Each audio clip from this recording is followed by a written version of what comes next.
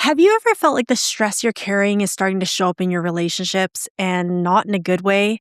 Short with people, keeping everyone at arm's length, wanting connection, but just not being able to let anyone in? If that sounds familiar, you're in the right place. Welcome back to the Higher Alignment Podcast. I'm Minty Lamb, and this is part 2 of the High Performer Mini Reset series, where we're breaking down exactly how burnout shows up in every area of your life and what to do about it. Last week, we talked about food and my relationship with it. Today, we're getting into relationships. And honestly, this one hit the hardest. I'm sharing what my relationships really looked like when I was burning out at work, in dating, and even with my mom. By the end of this episode, you'll see that the way you're showing up with people isn't a character flaw, it's a stress response, and that changes everything. So let's get into it.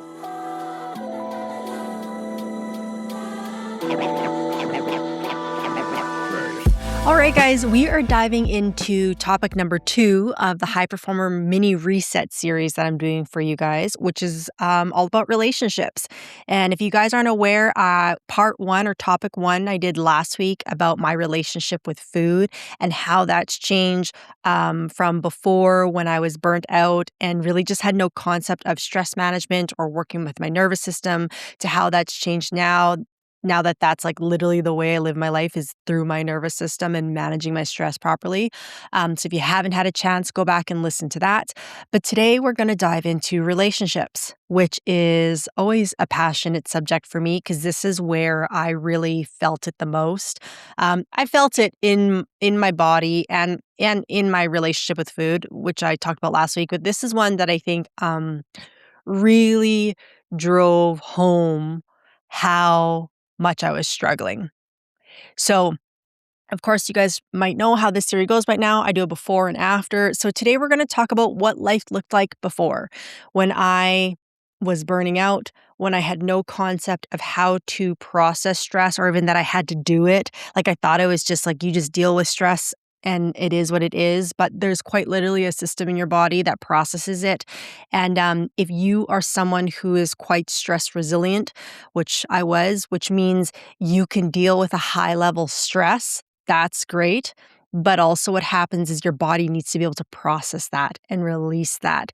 Otherwise, you keep taking on the stress, and you deal with it. However, you eventually feel like you're drowning, like your head's underwater, and pretty soon things that you used to be able to deal with very easily all of a sudden feel very difficult. You become very reactive, very short-tempered, very impatient, requiring so much more energy out of yourself to figure out something that used to maybe only take 10% of your energy and is now taking 20%. This is what happens when you don't have the proper tools and strategy and system and awareness to manage stress, okay? So I actually did a post this week and it was talking about being called the office bitch. Or just how, I used to be interpreted as mean, and it's hard for me to say that because like I'm sure like most of you, I am a good person. I have a good heart and all I've ever cared about is doing a good job. You know what I mean? And making other people happy and, being a contributor to the team. But, how that was what I was feeling was not necessarily what was being portrayed or projected or even received by other people. And so the first part of this relationship piece was, at work, for those of you who don't know, I worked for Mercedes-Benz for 9 years. I worked in an auto dealer, like in a dealership. And if anyone knows that world, it's I'm going to say 98% men. I was part of a sales team and a management team. And when there was only 2 women, I was one of the 2. And so that is an industry where it is very easy as a woman to get heavily in your masculine. It's also very competitive. It is built on survival. Like there's no room for any of the things I talk about now as far as like leading with capacity or leading from a place of abundance. It's very much put your foot on their neck and step on it till you get the results. Like that's just the reality of what it is. But nonetheless, I still have to take responsibility for my patterns when I was there. And when it comes to relationships, I had become, while I was very good at my job, I had become very ruthless in that store. I was someone that all the guys knew they could come to make things happen, to pull things over the line. I would have, I was really good at my job, but the aura around my office and me was like, don't, like, come correct or don't come at all. Like, I had zero tolerance for bullshit. I had zero tolerance for stupid mistakes. I was not warm and friendly. Like, like I was just cold. I was very cold. And, it would look like the guys would come to ask me a question in my office and they'd knock on the glass and you could tell they were tiptoeing just to kind of see what kind of mood I was in, right? Like, hey, Mintu. And sometimes they would just get a look and it'd be like, yeah. Like, it wouldn't have been like a hey, Mark, it'd be like, what's up? You know what I mean? Like, so so standoffish. You know what I mean? And of course, that's not welcoming to them at all. It would also look like, my one boss used to make fun of me because, like, I was there for 9 years, so these guys were like my family. Honestly, a lot of them. There's a lot of high turnover in that industry too, but I spent more time with these guys than I did any of my friends or my family. And so, we'd have a great month or someone would have a birthday or something and you naturally give a hug. Humans hug, it's connection. I remember my boss at the time, I would hug and he's like, what's with these hugs? And I'm like, what do you mean? He's like, it's so cold and frail. And he's like, it's awkward. He's like, you're so awkward when you hug. And I was like, what? Like, what are you talking about? He's like, you're awkward. Like, you're an awkward hugger. And, from their side of things, I could imagine as well, too, that they were like, there's only me and one other woman working there, and my other female counterpart was Faye, bless her heart, and she's a very sweet lady from New Zealand, and just like kind of like everybody's mom. So they when they go to Faye, they know they can get some nurturing. So I think they were hoping from like I'm kind of like their sister, they could get a little bit of that. But no, I was this awkward hugger. Like I didn't know how to relate on that level with them. And the other big thing I remember is that, especially when I was at the peak of my burnout, not only was I cold and not warm, not welcoming, short fused, I was gossiping a lot. And you guys may have heard me talk about this in other episodes before because this is a really big thing that stood out to me. But first off, I'm going to say people talk. You know what I mean? That's just part of life. Like gossip, to a degree, is part of life. That's how you relate. That's how you connect. But I was doing it to a point where it was unhealthy. And I remember I had a coworker. He's my direct counterpart. We'll call him Luke. That's just coming to mind. And Luke and I were interchangeable. Okay. So because we were open 12 hours a day, obviously I was working 12 hours a day a lot of time, but I wasn't mandatorily on shift for 12 hours. So when I was there, I covered our section of work. When I was gone, he covered it. So we were interchangeable. And there was a time where Luke was going through some really hard things at home and his work was slipping. Okay. And so what happened was, instead of talking to Luke about it, I had created this story in my head about how he couldn't handle if I told him what he was doing wrong. So I just started cleaning up all of his mess. Okay. And it was substantial, if I'm being honest. And in the position we were in, we could not afford to make mistakes. We were dealing with hundreds of thousands, sometimes millions of dollars a month. That was up to us to process and make sure got, all the T's crossed and I's dotted. So it's a very attention to detail position. And the mistakes had been pretty substantial. And again, because I knew he was going through all these hard things at home, and again, I do have a heart, you know what I mean? I empathized with how hard it was.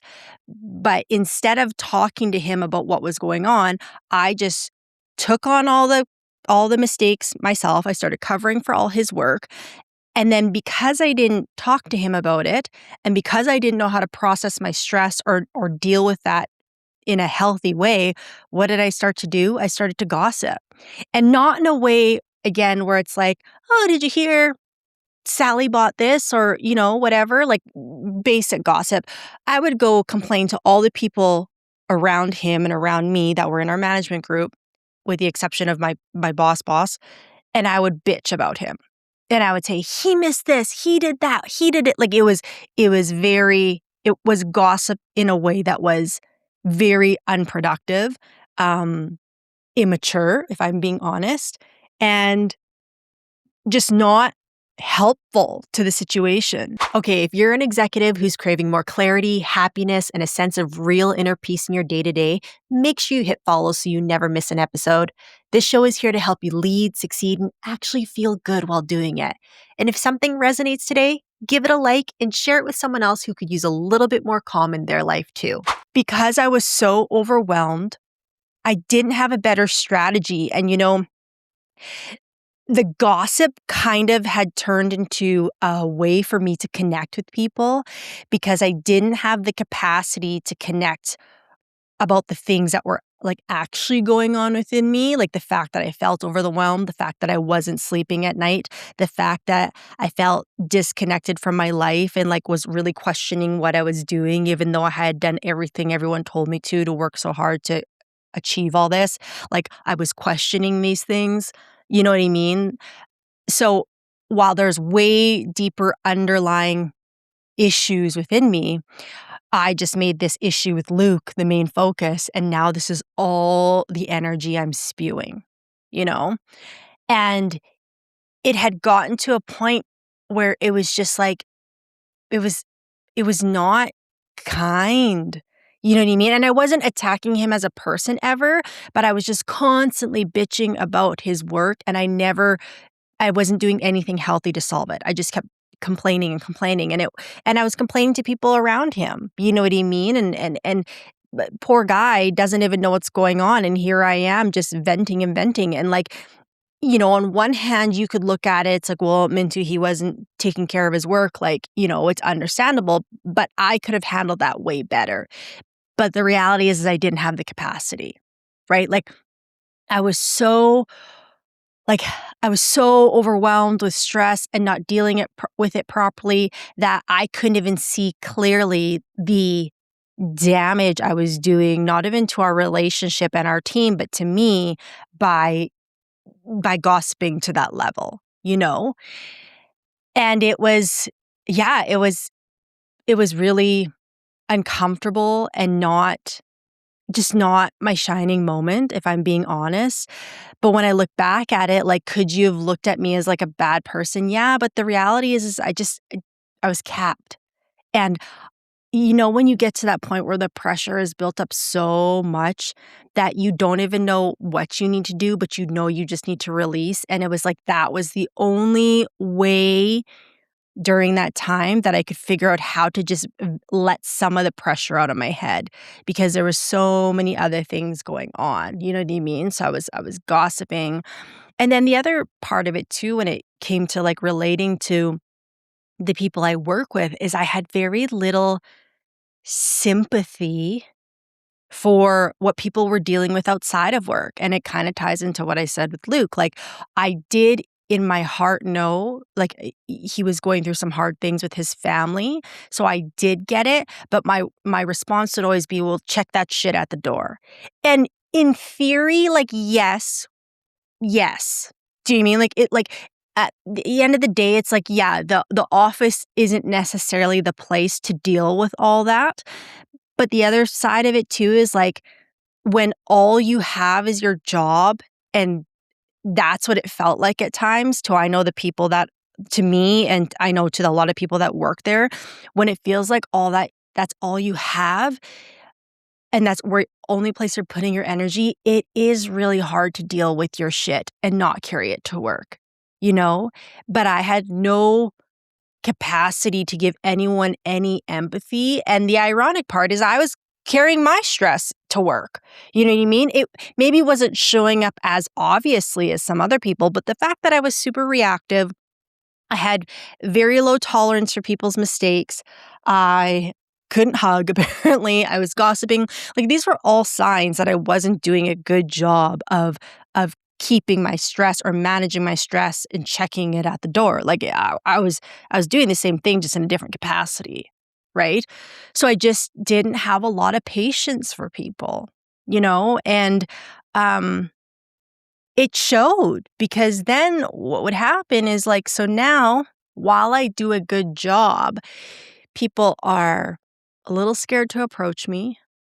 Um, they are then naturally a little nervous when they do approach me, because they're like, "Oh god, what kind of response am I gonna get at a Mintu?" You know? I was in a leadership management position, so then from that side of things, they're not getting maybe the nurturing and support that they need from me, you know what I mean, to make sure they can do their job well. And then while I do think I would cover it up a lot better with clients, I'm sure they felt it to some degree as well too, right? Because you know, when you're at that point where your capacity is so shot, what I really relied on at that time was just making sure my work was pristine, and everything had to follow a very strict system. But it's like if one thing fell out of line, or if I missed something, or if one of my support staff missed something that I need to do to execute, it would bother me so much more. Like it end up in a like a oh fuck, and like a groan and a grunt and a loud sigh and a swear, and like, yeah, these are normal parts of being human. I'm not saying that you can't have those moments, but when that's consistently happening, it's like, okay, you know what I mean? That's when people start to like, again, feel tense around you and not feel relaxed around you. And again, while I think I was doing a better job of masking that around my clients, maybe they didn't feel it as much. Um, because I had to, let's say, hide it from them more, or be on even more around them to mask this exhaustion and overwhelm I was going through, all that did was burn me out even more, because I felt like I had no outlet to just be me to anybody. I had to constantly be on. And so then that's when you're operating from that state, you can only get to a certain level of trust and a certain level of connection, because that mask you're wearing, essentially, which is coming from a good place, it's um creating a barrier to real truth and real connection, you know? So people would get to know a side of Mintu, but they wouldn't be able to get to know the real me. And I'm sure you could listen to this and argue, it's like, well, why do people at work need to get to know the real you? Well, I'm not saying you have to tell them your entire life story, but that's the only way real, genuine connection gets built, and genuine trust. And that the most high performing teams in the world, Navy SEALs, like high producing companies, like the thing that they have going for them is trust. There's actual trust amongst their team. There's actual trust built with the clients. And so, did I do a good job? Yeah. Was I doing a great job? No. Because again, I wasn't letting people in. I didn't have the capacity to let people in, because I just felt so disconnected from myself and what was important to me. And so yeah, it kept my work relationships kind of just always at bay, and some people might look at that as strategy, like, like I'm having these conversations daily. It's like you don't want to let people in too close, but I think there's also context there, as far as like, if you're always keeping people at bay, again, you can't ever invite in true, genuine connection. And letting people in doesn't mean that you like, again, it spill every little detail about your life. It just lets them know that whatever you're dealing with together, whatever things you're working on together, you're going to give them the most authentic version of you in that moment. One of the biggest struggles for high achievers is they can't tell whether they're burnt out or just overly tired. That's why I created the High Performer Stress Assessment, which will assess exactly what your mind and body are struggling with and what you need to start feeling more balanced, grounded, and happy ASAP. It only takes 2 minutes to complete, and you can find the link in the show notes below. And I'm just gonna be honest, corporate's a hard place to do that.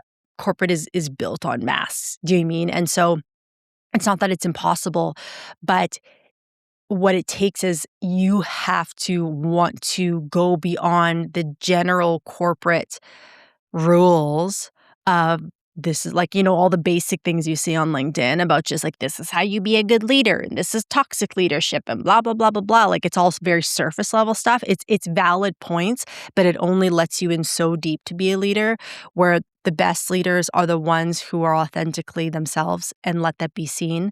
But that's what builds trust in people, because they trust the person next to them because they see the real human, right?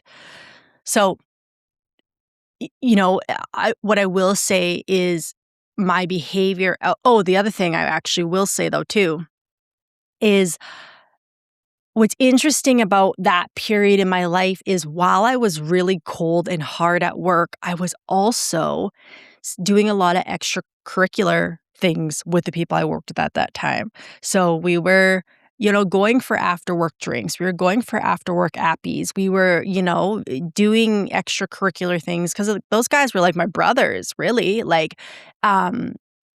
I would spend a lot of time with them, and I was single-eyed, and I don't have kids, so it was kind of like, all right, I'm hanging with the homies every weekend, or whatever the case is, because you have common interests. So it was like when we did that, there was a level of connection there, but when it came to being at work, it was like, again, I was like the office bitch. Like I just it was just really hard for me to connect with people on a deep level, and again, everyone knew I had a good heart and that I meant well. So like, it's not like people like wanted me fired or didn't want me working there. But in comparison to how I am now, like it was a very cold, dysregulated version of myself that really made it hard to kind of break through in some areas. And it exhausted me more than anything, because it's exhausting to not be able to be yourself. It's exhausting to not be able to let people in, and walk around with this protective armor on all the time. And that was really challenging.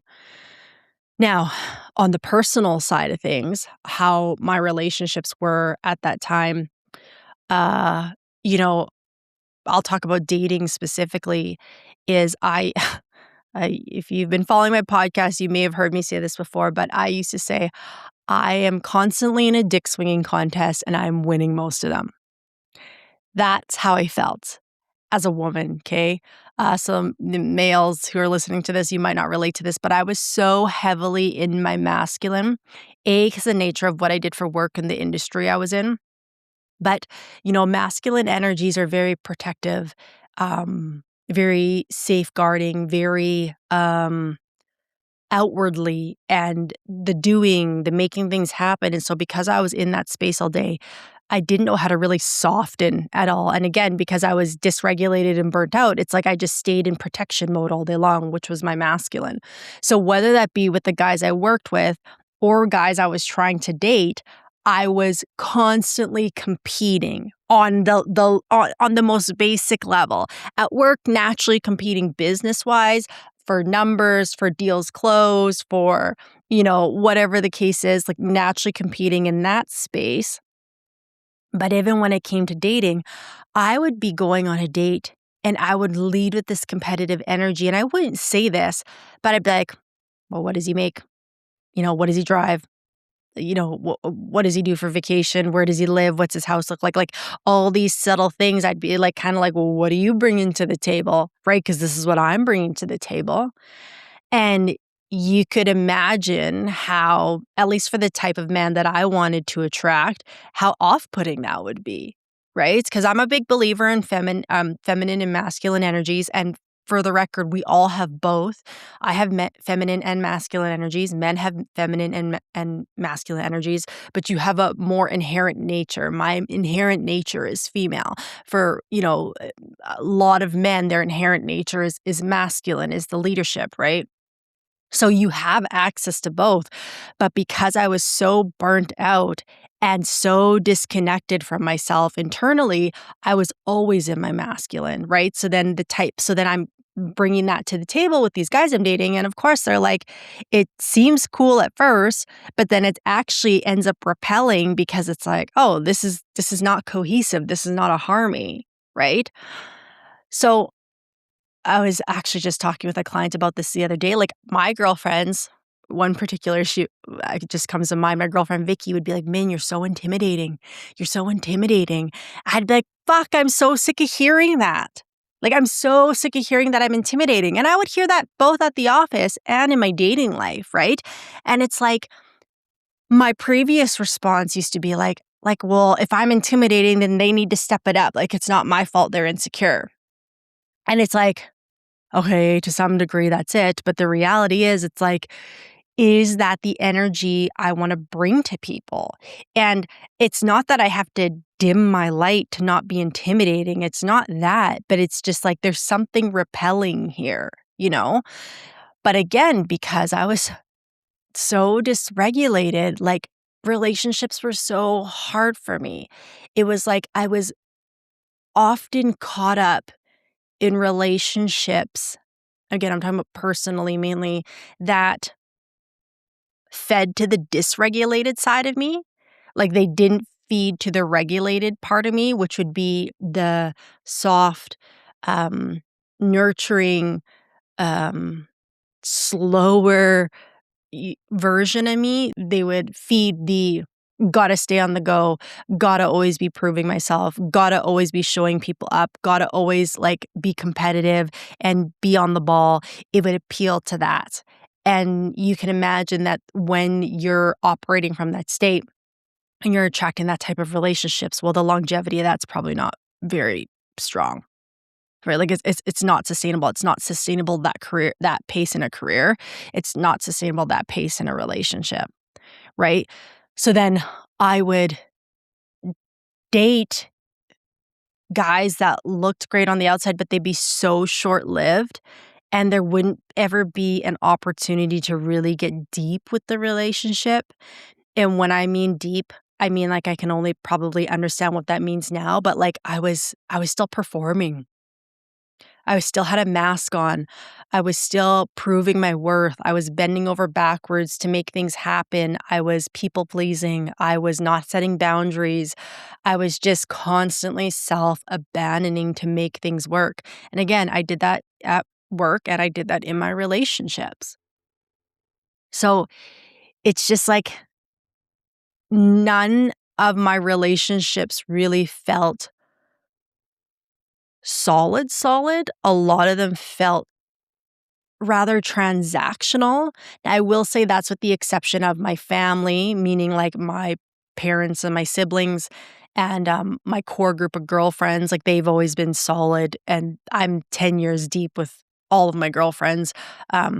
And then, obviously my family as well too. So I'm not referring to those relationships per se, but any relationships that were actively in development, I guess. So again, work relationships and people I was dating. It's just it could never get any deeper because I didn't have the capacity to go deep within myself.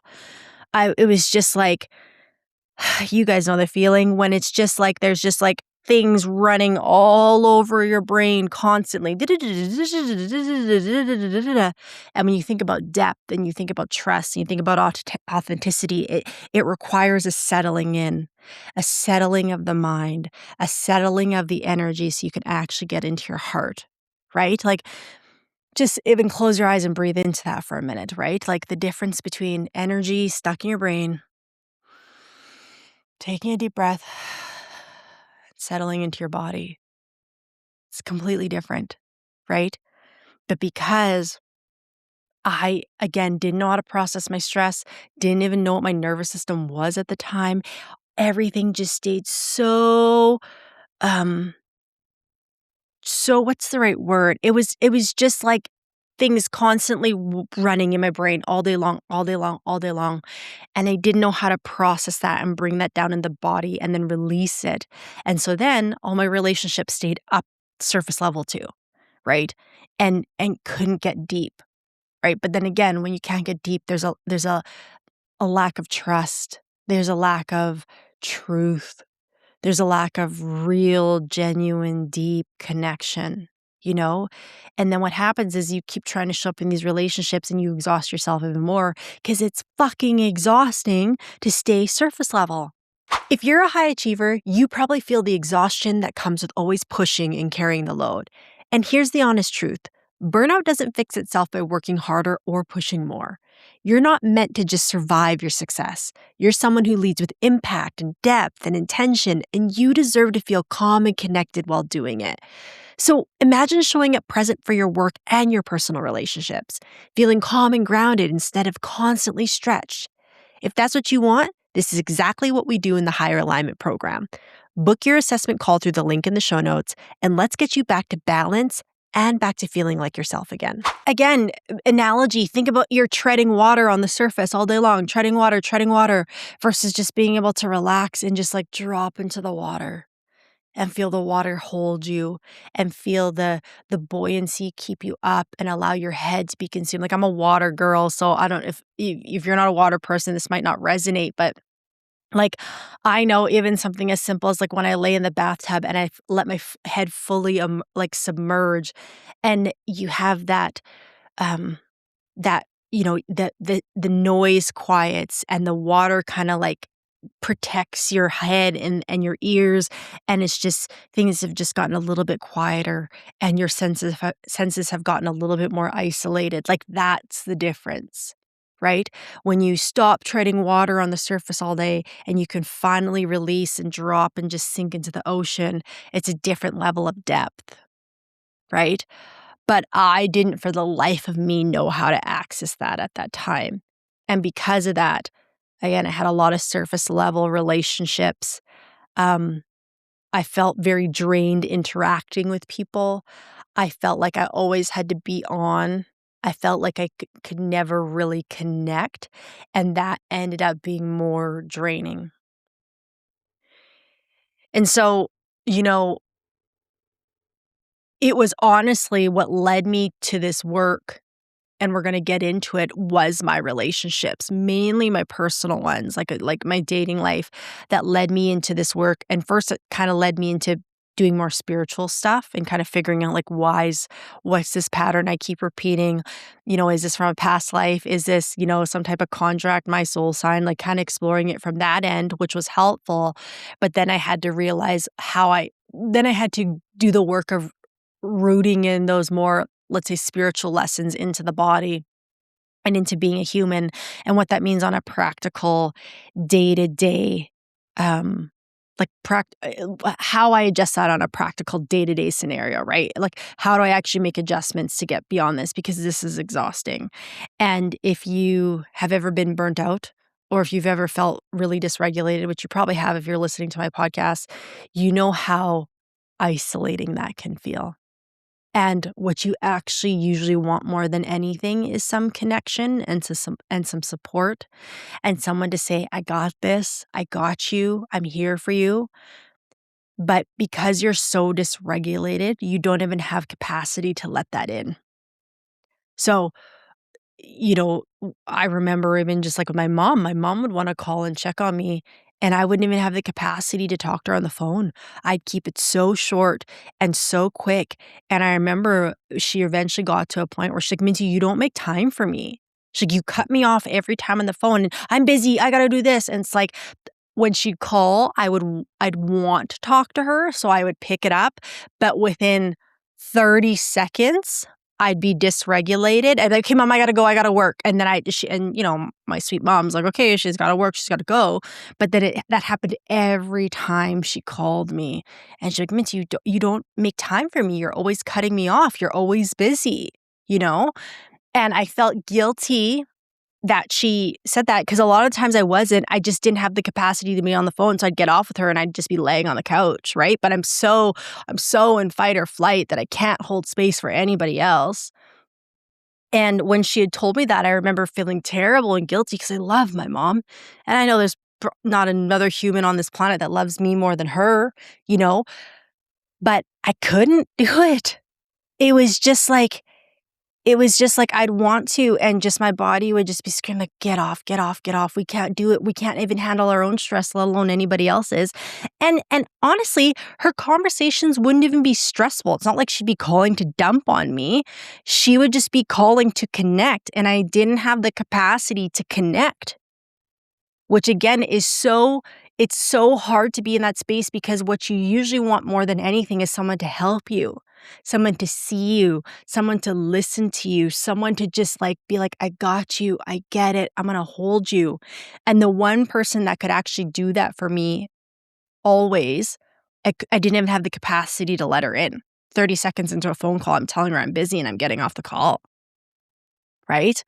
And this is what's so confusing about when you're burnt out, is because you start to like I really felt just so disconnected from myself. Like, who am I? I don't feel like Mintu. This is not who I am. I love my mother. I love working with people. I love connecting with people. I love being warm and nurturing, but none of that is showing up in the world right now. I am not showing up that way in the world right now, and I don't know how to get past this. It's you don't feel like yourself. You feel like, is something wrong with you? You wonder if you'll ever get back to a place of feeling content or happy, or if this is just the way things are gonna be forever. Like, you can feel so helpless and isolated. And again, but then when you feel helpless or isolated, then the other part of your brain goes, well, you should just feel grateful because you have this job and you make this money and you drive this car and most people would kill for your life. So just be grateful. But then you're like, okay, but I genuinely don't feel that way. So like, what's wrong with me? Am I selfish? Am I ungrateful? Am I just negative? Like, what's wrong with me? You know? And that just further like perpetuates the cycle of burnout, right? So if you have ever felt a lot of these ways, you're super reactive, you're short-tempered, you can't hold space for the people you love, you can't be present with the people you love, you want help, but anytime connection or help or even a compliment is offered to you, you like somehow dodge it or bypass it. You feel like you're on all day and wearing a mask. You have now become maybe the hard person to work with or the tough ass or the office bitch. Um, you can't hold space for the people you love like you used to. I don't know if I said that or not. You're gossiping more. You are having a hard time dating or connecting with people. You feel like an outsider in your own world. These aren't obvious signs of burnout, but they are, because the root cause of burnout is disconnect within. Burnout is not because you have too much on your plate. It's because something is misaligned and disconnected within with how you're showing up in the world and how you're showing up at work. And when you are in a high performing position, if you are in a management role, if you're in high level sales, if you're running a company, the level of pressure amplifies. So you cannot quite literally afford not to have the right strategy to process these things. I always say, if you start to ignore your needs and self abandon for the sake of productivity, you will pay for this in your relationships, your health, and your happiness. It is inevitable. Okay. So, if you could relate to anything I said today, I hope you just know that this is like a normal byproduct of not knowing how to manage stress. One of my pet peeves is when people talk about toxic leadership, because I think toxic leadership comes from an angle of just like, you're a bad leader and this is a bad environment. But what I see with toxic leadership is just a lot of dysregulated leaders, a lot of dysregulated executives who are well-intentioned, who have good hearts, who want people to succeed, but they don't know how to process their own stress effectively.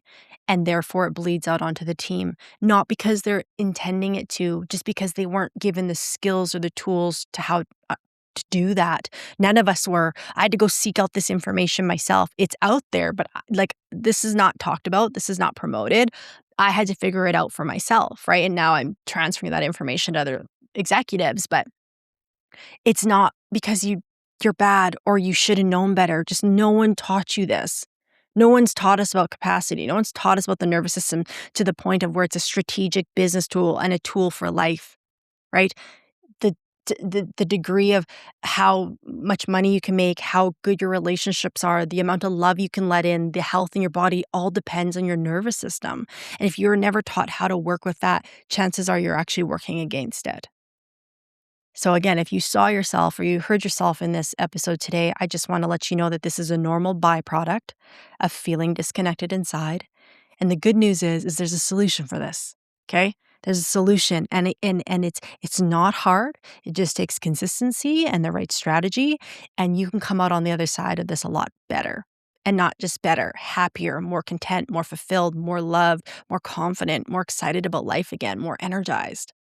Okay?